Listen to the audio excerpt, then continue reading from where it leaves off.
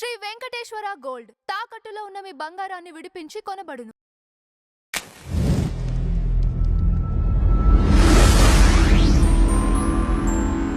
Ma'am నమస్తే ma'am. నమస్తే అండి. మ్యామ్, పంతం నానాజీ గారు చేసిన వ్యాఖ్యలపై మీ అభిప్రాయం ఏంటి మ్యామ్? నా అభిప్రాయం అని కాదు, ఆంధ్రప్రదేశ్ ప్రజలను ఎవరిని అడిగినా కూడా జగన్మోహన్ రెడ్డికి ఏం చెప్తారంటే, ఫస్ట్ నువ్వు ఆ తాడేపల్లి ప్యాలెస్ వదిలేసి అలాగా పులివెందులకి వెళ్ళలేవు. నువ్వు పులివెందుల పులి కాదు, ఇప్పుడు కాక్రోచ్ అయ్యాడు కదా ఈ మధ్యన, బొద్దింక జగన్.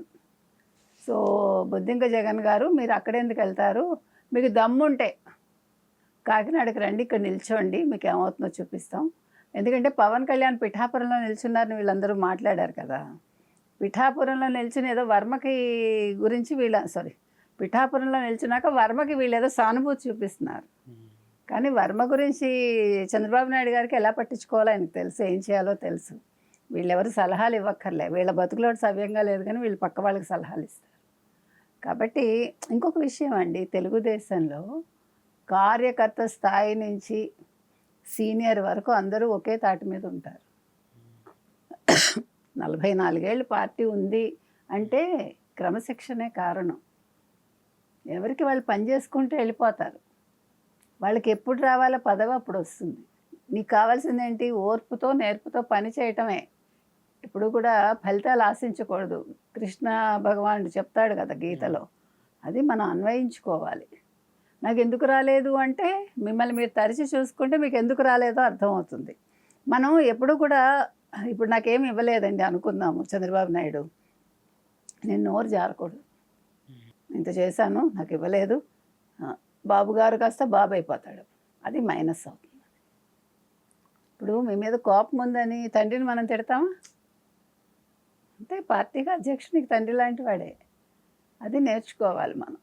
సో ఇక్కడ పంతం నానాజీ ఏమంటున్నారంటే, ఎలాగా ఆయన పాపం పులివెందుల్లో, ఇప్పుడు కడపలో 7 సీట్లు ఎలాగా టీడీపీకి వచ్చాయి గతంలో, ఇప్పుడు ఈవెన్ పులివెందుల మీద బీటెక్ రవి దృష్టి పెట్టాడు.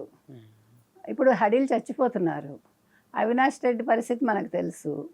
సో ఎలాగా అక్కడ నెగ్గవు కదా పులివెందుల్లో, పోనీ ఇక్కడికి వచ్చి ట్రై చేసుకో. పిఠాపురం అంటే ప్రజలు కోరుకున్నారు పవన్ కళ్యాణ్ని, మంచి మెజార్టీ ఇచ్చారు. అంతకుముందు 2 సీట్లు ఆయన ఓడిపోయాడు, కరెక్ట్, ఆయనే ఒప్పుకున్నాడు. ఇప్పుడు ఆయన ముఖ్యమంత్రి కావాలని అనుకుని రాలే నీలాగా, తండ్రి శవాన్ని అడ్డు పెట్టుకుని సంతకాలు సేకరించలేదు. కాబట్టి పవన్ కళ్యాణ్ ఎప్పుడైతే నీకు చేత కాదు అన్నారో అప్పుడు ఎస్ నాకు తెలుసు నేను చేయగలను అని దెన్ 100% స్ట్రైక్ రేట్ తెచ్చుకున్నాడు ఆయన. కాబట్టి నీకు దమ్ముంటే రా, పిఠాపురంలో నిల్చో, నువ్వు పవన్ కళ్యాణ్కి ఎదురుగా నువ్వు నిల్చుని గెలిచి చూపించు. ఓకే, నువ్వు పులివెందుల పులి అని ఒప్పుకుంటావు, అప్పుడు పిఠాపురం పులి అవుతాడేమో. పంతం నానాజీ అడిగింది అది. ఎందుకంటే వీళ్ళందరూ నోర్లు పడేసుకుంటున్నారు పవన్ కళ్యాణ్ మీద, ఆయన లోకుగా దొరికాడని అనుకుంటున్నారు. కానీ ఇంక మీదట ఉంటుందండి. రెడ్ బుక్ అన్నారు కానీ ఎక్కడ అరెస్టులు జరగలేదు. వీళ్ళకి ఏంటంటే మంచిగా ఉంటే వీళ్ళకేమో బాధగా ఉంది. 1 నెల 2 నెలలు 3 నెలలు భయపడ్డారు ఈ ప్రభుత్వం వచ్చాక. సో ఇక్కడ అరెస్టులు కాకపోయేసి ఇంకా మన ఏం చేస్తారులే వీళ్ళు అని ఉన్నారు. సో వీళ్ళు ఏం చేస్తారో చూపిస్తారు. ఇప్పుడు రెడ్ బుక్ అక్కర్లేదు, ఏ బుక్కులు అక్కర్లేదండి.